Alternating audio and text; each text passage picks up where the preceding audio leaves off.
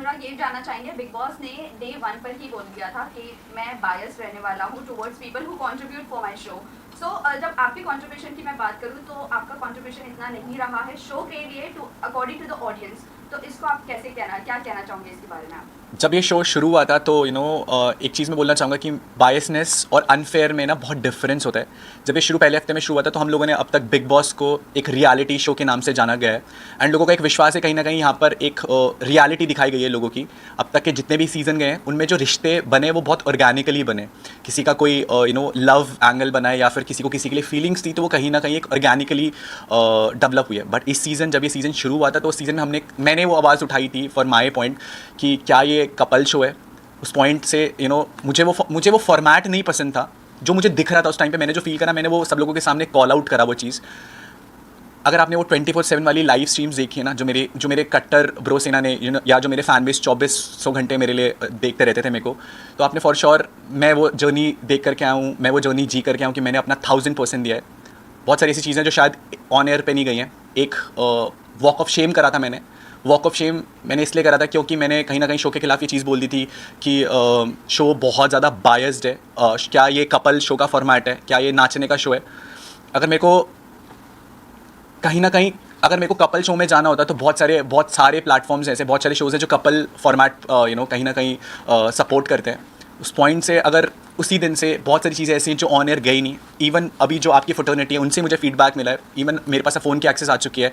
मुझे पता लगा जो मेरे 24/7 के जो लाइव स्ट्रीम्स थे, 2-2, 3-3, 4-4 घंटे के जो लाइव स्ट्रीम्स थे वो म्यूट कर दिए गए थे। मेरे फैंस ने मेरे को भी जस्ट टैग्स करके वो सारी चीज़ें ट्विटर पर ट्रेंड हो रही हैं। इस फ्रेटर्निटी के बहुत सारे लोगों के साथ मेरे इंटरव्यूज़ हुए हैं। इन 20 मिनट 25 मिनट के इंटरव्यू में अगर मैं आपको पूरी स्टोरी जस्टिफाई कर सकता हूँ कि मैंने वो 3 महीने में क्या फ़ील करा है, तो मेरे पास उन 3 महीनों में इतनी सारी चीज़ें थी जो मैंने कोशिश करी रखने की। शायद वो उस एंगल से कभी दिखाई नहीं गई। मैंने एक लाइन बोली थी और कि हम लोगों को कभी ना एज अ विनर नहीं दिखाएंगे।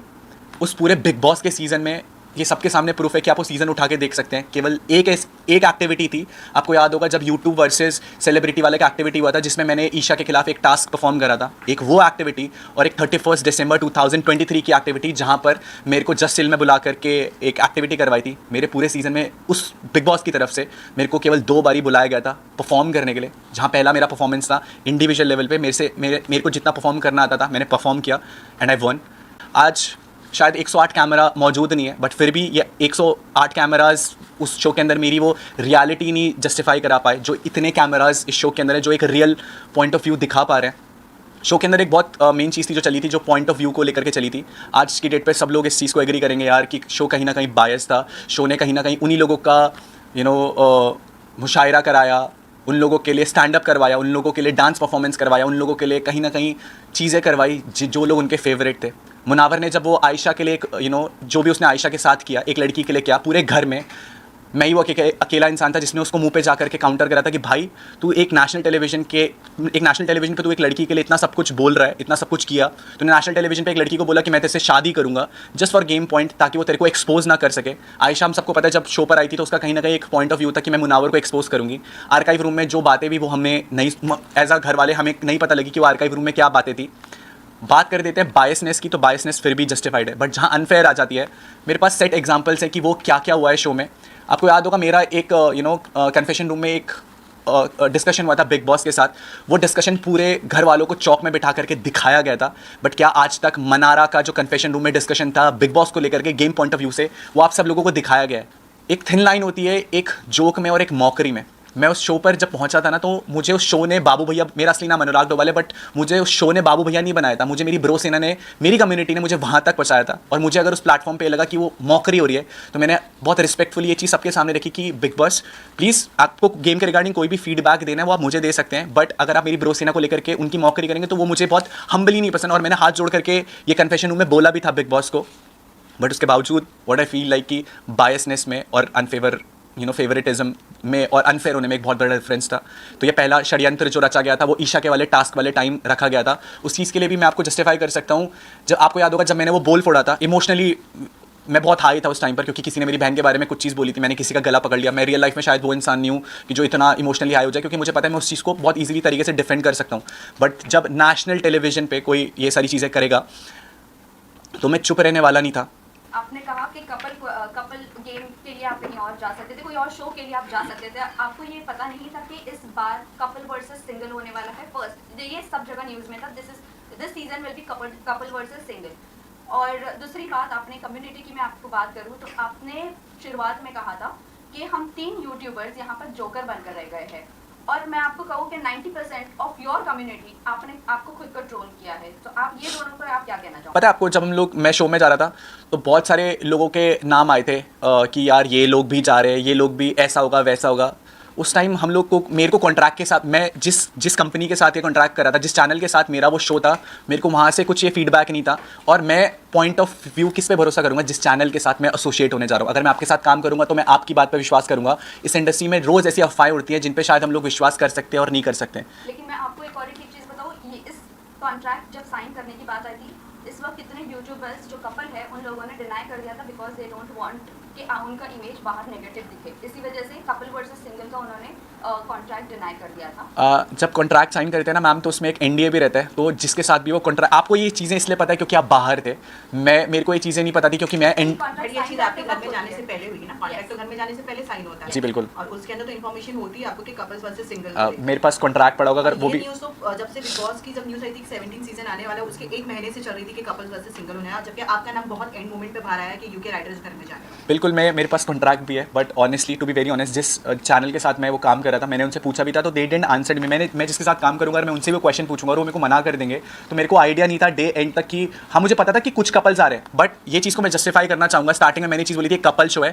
इस बारी के बिग बॉस सीजन 17 में शुरू से एंड तक लेकर के लोगों के कपल्स ही घसीटे गए हैं। चाहे वो ईशा हो, चाहे वो मुनावर हो, चाहे वो आयशा हो। कहीं ना कहीं शो में मुनावर और मनारा का भी एक एंगल दिखाने की कोशिश करी गई थी। इवन मुझे बाहर आकर के पता लगा कि मेरा और मनारा का भी कुछ ना कुछ एक स्टार्टिंग में एक एंगल दिखाने की कोशिश करी थी, जबकि मैंने डे 1 पे चीज़ बोली थी कि मैं कमिटेड हूँ। वो दिखाया नहीं दिखाया, बट मैंने बोला था कि मेरी गर्लफ्रेंड बाहर है। वो न्यूज़ भी बहुत बाद में, अभी के हिसाब से मुझे पता है कि वो बहुत लेट टाइमलाइन में आई थी। वो पता है कब बाहर आई थी? जब भारती जी शो में आई थी तो भारती जी ने एक बोला था बाहर उम्मीद है, तो शायद वो तब जस्टिफाई हुई थी। जब मैंने वो कम्युनिटी वाली बात कही थी ना, तो आपको ये बात भी याद होगी कि अंकिता लोखंडे जी ने एक बात कही थी उस प्लेटफॉर्म पर कि तुम लोगों को हमारी वजह से शो में दिखाया जा रहा है और ये बिग बॉस शो हमारा है, ये नेशनल टेलीविजन पे बात है। अगर मैं कम्युनिटी की बात करूँ तो मेरे लिए पहला एक्सपीरियंस है कि मैं टीवी इंडस्ट्री में कोई शो कर रहा हूँ। ये मेरा पहला शो था। मैं अगर एक दूसरी दुनिया से एक दूसरी दुनिया में आया हूँ, एंड अगर मैं उस दुनिया में जा करके बहुत कुछ नया एक्सपीरियंस करने गया हूँ और आप ये बोलोगे कि हट यार तू यहाँ के लिए तू यहाँ पर आया तो तू हमारी वजह से दिख रहा है, बहुत हर्टफुल फील होता है। बहुत बुरा लगता है यार कि मैं भी अपनी दुनिया में कुछ ना कुछ कमा के तो आया हूँ, तभी मुझे मेरी दुनिया से यहाँ पर बुलाया गया है। टॉकिंग अबाउट कम्युनिटी, मैंने ये चीज़ बोला था कि हम लोग यहाँ पर पहुँचे। मैंने स्पेसिफिकली ये इंटरनेट होगा वीडियोज़ में कि मैं यहाँ पर अपनी मेहनत पे पहुँचा, अपने दम पर पहुँचा।